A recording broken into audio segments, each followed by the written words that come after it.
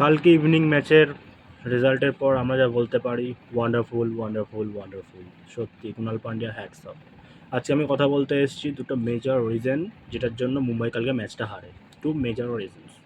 First রিজনটা হলো 18th over Allah Ghazanfar যখন বলে আসে, Krunal Pandya hits it toward the mid wicket and নামানদির ভালো একটা ক্যাচ ধরেছিল, ক্যাচটা কমপ্লিট করতে পারেনি, অফ ব্যালেন্স ছিল, এই জন্য বলটা ছুড়ে দেয়। তিলক বর্মা লং অন দিয়ে চলে এসেছিলো, তিলক বর্মা ক্যাচটা ধরেনি। ক্যাচটা তো কমপ্লিট কর ভাই, তারপরে দেখ 6 না 4 না কি হয়েছে, আগেই ক্যাচটা কমপ্লিট করে দেখ বলছে পা লেগে গেছে নামানদিরে।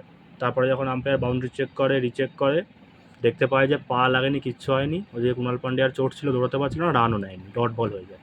কিন্তু সবচেয়ে বাজে হলো মুম্বাই ইন্ডিয়ান্সের জন্য যখন তারপর পরপর দুটো বল 6 মেরে দেয় কুণাল পান্ডিয়া, 12 রান গেল।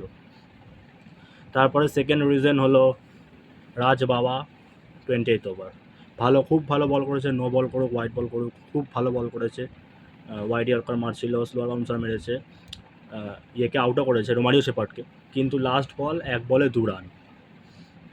রাশিক সালামদার সোজা মারলো, ধরতে পারলো না বলটা, ইজি ধরার ছিল, ঠিক আছে, ফলো থ্রুতে পেসারদের প্রবলেম হয়, ধরা যায় না, মানলাম।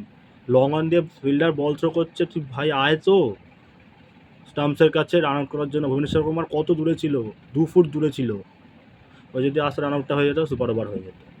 এই দুটো মেজর রিজন।